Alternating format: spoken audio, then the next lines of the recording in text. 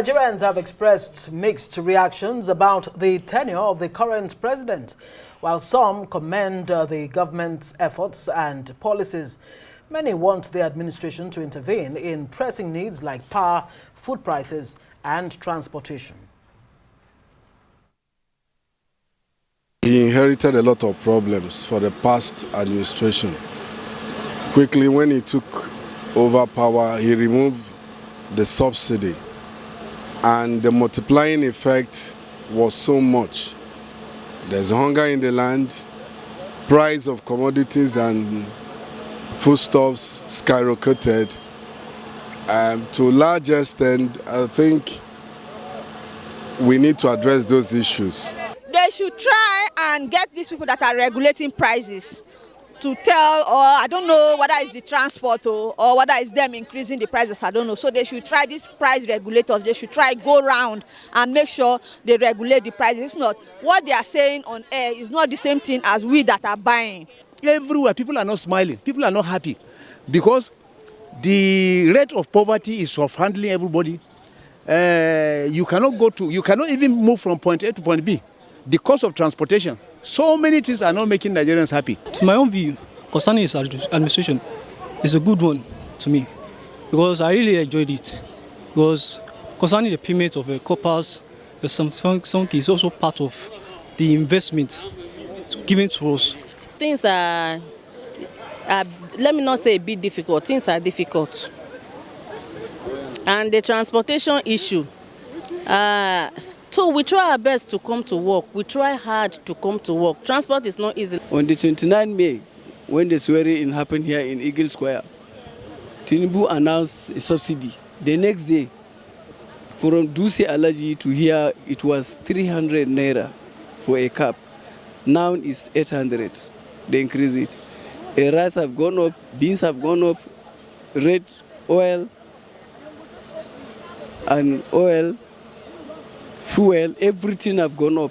To eat a plate of food now is another case. To even go market and buy something, look at everywhere. Look at the way the thing are. Look at, if he ask this one how much, now he will tell you how much. Before you can use 500 to make a pot of okra soup, but now even 5,000 cannot make a pot of okra soup. The funniest thing we have now is this corruption issues. No matter the policy you put in place, if you don't tackle corruption, it will not end to anywhere. So I think the best thing what the president can do is now is to face the corruption, so that Nigeria can have a kind of relief in what we are going through. He inherited a lot of problems. Well, there you have it. Mixed reactions of Nigerians on the streets today about President Bola Tinubu's administration so far.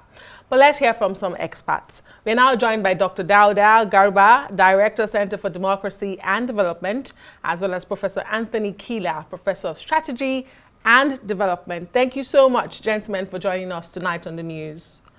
Professor Kila, if I can begin with you. The president said today that undeniable progress, are being made in different sectors, particularly due to bold reforms that he took from the start of his administration. And we know what these reforms are. But when you listen to Nigerians on the streets today, do you agree that there's a disconnect? And where is that disconnect coming from? Thank you for having me. It's good to be here. I think it is very important to state that this is 24 months into the government and so far not so great for Nigerians. I am particularly not very impressed by what the government has done so far. You introduced me as an expert, so let me give an expert view on evaluating governance. Governance, the administration is evaluated based on three major broad criteria, as there were. One is what they met in office. Two is juxtaposing what they promise with what they are doing. And three is how they're doing it. I think it is safe to remind people that because this candidate, Bola Tinubu, now president, promised to improve the life of Nigerians. And in people's mind, a better life means cheaper food, more employment, lower cost of transportation, and lower cost of living.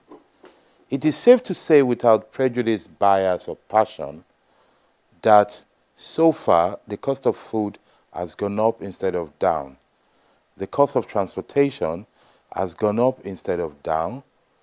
And indeed, the general cost of living measured by our ability to purchase, especially when compared to Forex, mainly the dollar, has gone up instead of down.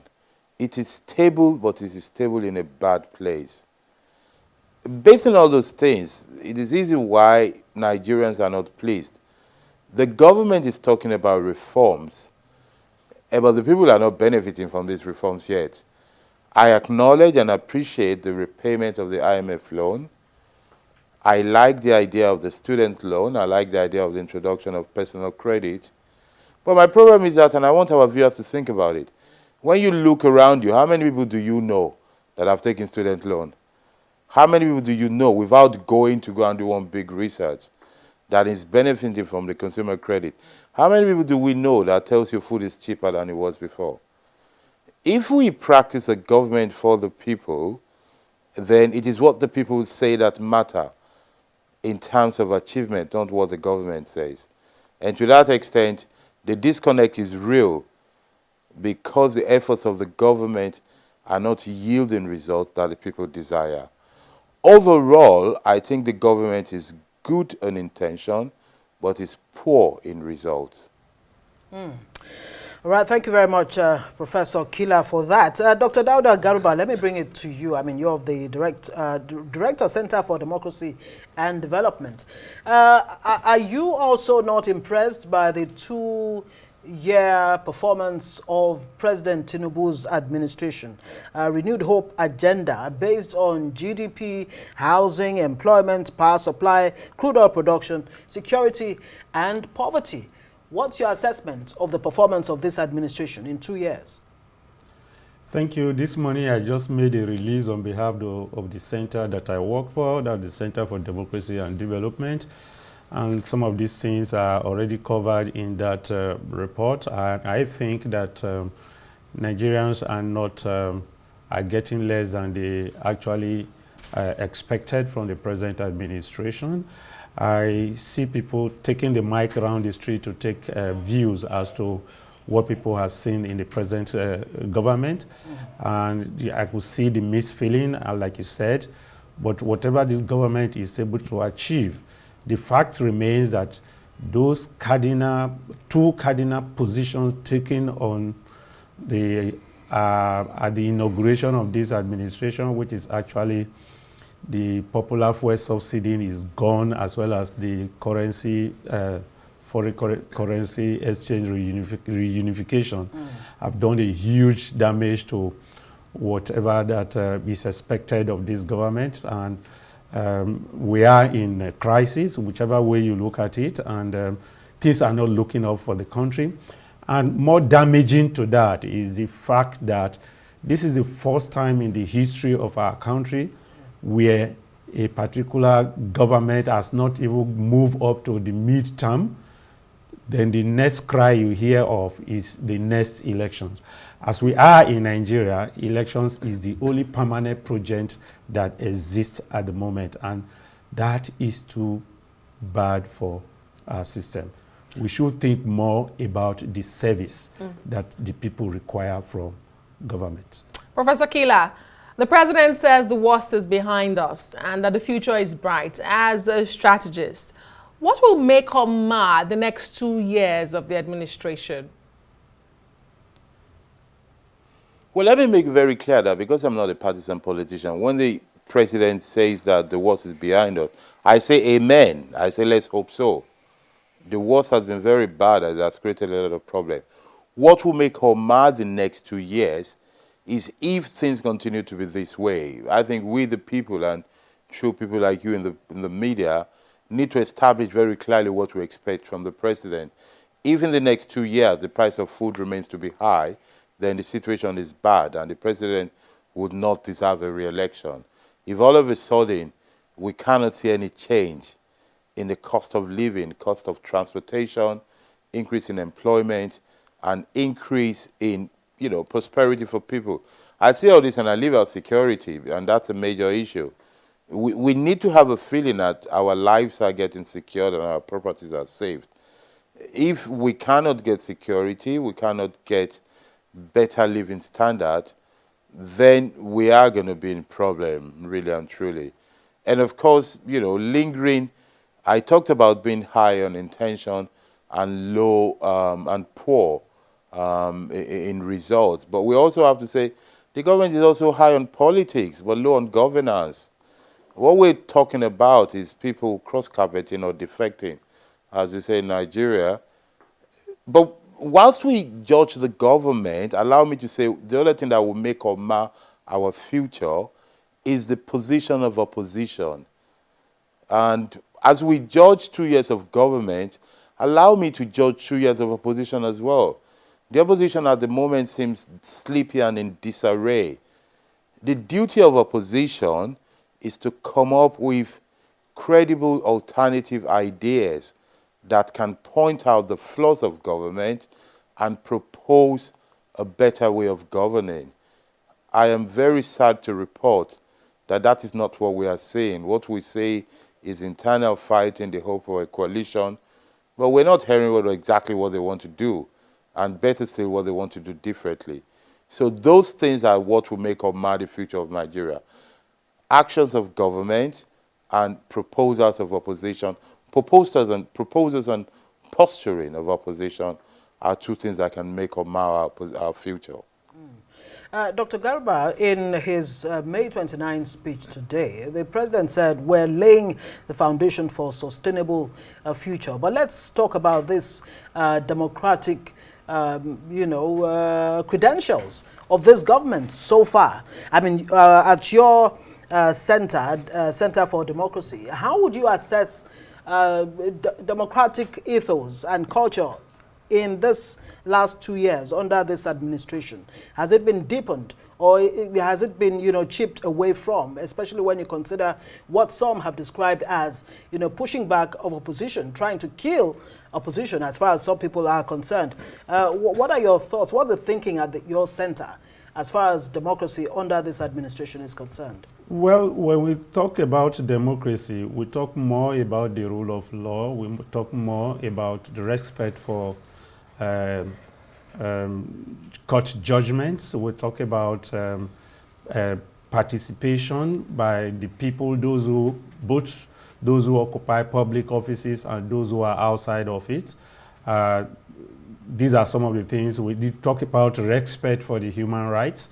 We talk about freedom of speech and association. And across the board, the country has not done very well with respect to this, especially if you were to compare the situation with what existed when the present government, the crop of people who are running the present government were in opposition. Yes, it is true that the opposition have been docile, and sometimes people even ask the question, do we really have any opposition at the moment? Especially with the gale of defection you are also currently seeing. And the fact remains that very unlike the government that existed before now, we've seen situations where I think under the PDP, people could criticize government and those in government could decide to do what they like. But under the present government, you are not even, if you criticize, you still have one form or the other through which you are punished for what you have done. For me, these are real issues that are not going well for the country. If we are to deepen our democracy, people should have the right to, at least within the context of what is allowed, I mean, within the law, people should be able to criticize and say one or two things about the government, and the government do not consider. I would not consider that an offense. Let's put an issue on the table. It is easy today for the government to find out who is critiquing it or who is criticizing it, that is somewhere hidden, somewhere in a village or anywhere. The government pull it out and put the person under severe attack.